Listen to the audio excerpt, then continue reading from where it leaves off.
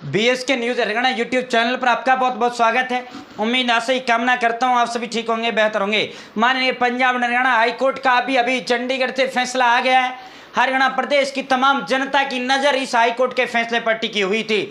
3 दिन पहले याचिका ये लगाई जाती है, हाईकोर्ट अपना फैसला रिजर्व रख लेता है। एडवोकेट जनरल बलदेव राज महाजन साहब और हरियाणा सरकार के अन्य वकील जो इस केस में पैरवी करते हैं। ये केस था मुख्यमंत्री को हटाने को लेकर। ये मामला इसलिए था, महाराष्ट्र के 26 मार्च को महाराष्ट्र की विधानसभा अकोला में जो है उपचुनाव हाईकोर्ट ने रद्द कर दिया गया था।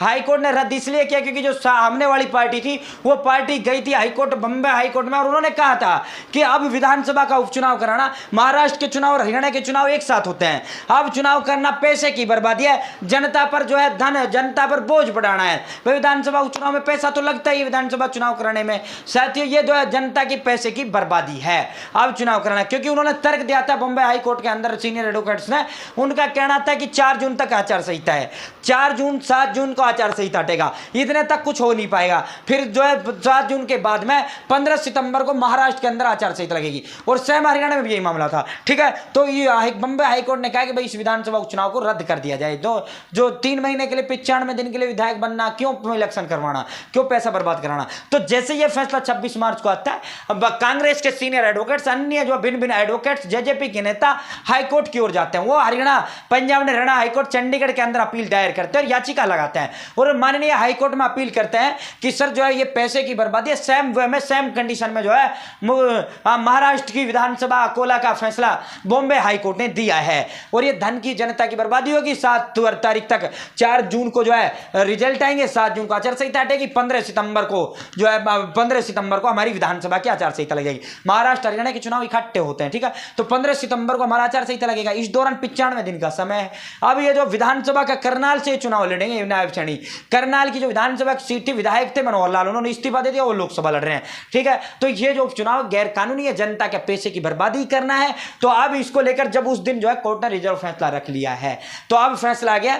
यहां जो सीनियर एडवोकेट जनरल साहब, जो महाधिवक्ता हरियाणा सरकार बलदेव राज महाजन और अन्य जो होते हैं, उन्होंने कहा था कि ऐसा ही मामला हरियाणा प्रदेश के अंदर पहले भी आ चुका है। 1968 या डेट मेरे करेक्ट याद नहीं है, भजनलाल जी को हटाकर चौधरी बंसीलाल को मुख्यमंत्री बनाया गया था।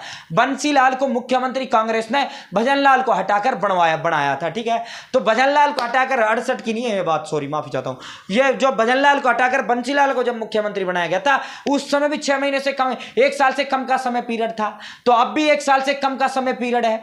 तो इस तरह जो है आप ये दलीलें और भी दी उन्होंने कि इस तरह और राज्यों में भी चुनाव हो चुके हैं 1 साल से कम पीरियड के दौरान, जबकि सामने वाले पक्ष ने बॉम्बे हाईकोर्ट का फैसला रखा। तो माननीय पंजाब एंड हरियाणा हाईकोर्ट ने जो है ये फैसला सुना दिया है। अगर इस पे वो होता तो फिर नायब सैनी को इस्तीफा देना पड़ता 1 सितंबर को, क्योंकि 6 महीने बिना विधायक, बिना एमएलए रहे आप जो है मंत्री या मुख्यमंत्री 6 महीने तक रह सकते हो। तो 1 सितंबर से पहले नायब सैनी को कुर्सी छोड़नी होती, फिर जो है चुनाव कोई और सीट रिक्त हो जाती, तब जाकर उस पर लड़ते तो मुख्यमंत्री बने रहते, या फिर 1 सितंबर को इस्तीफा देकर दोबारा पद ग्रहण करता, फिर 6 महीने और रह सकते थे। तो साथियों, हरियाणा सीएम सैनी के उपचुनाव के खिलाफ याचिका खारिज कर दी गई है। हाईकोर्ट ने फैसला सुना है, करनाल विधानसभा सीट पर 25 मई को वोटिंग होगी, तो याचिका रद्द कर दी गई है। ये जेजेपी नेता की तरफ से ये लगाया गया था। महाराष्ट्र के अकोला उपचुनाव को रद्द करने की जो मुंबई हाईकोर्ट की नागपुर बेंच ने फैसला दिया था, उस फैसले को आधार बनाया था। तो अब माननीय पंजाब एंड हरियाणा हाईकोर्ट ने चुनाव आयोग से इसको लेकर जवाब मांगा, तो चुनाव आयोग के जवाब के बाद जो है नायब सैनी के लिए राहत की बात है, कोई वो दिक्कत नहीं है, उपचुनाव में जो है रोक नहीं लगाई गई है। बाकी अन्य कोई ये मुख्यमंत्री का मामला था, विधायक का होता तो शायद इसको रद्द कर दिया जाता है इस चुनाव को। फिलहाल इतना ही। चैनल सब्सक्राइब करें। बहुत बहुत धन्यवाद। जय हिंद, जय भारत, जय हरियाणा।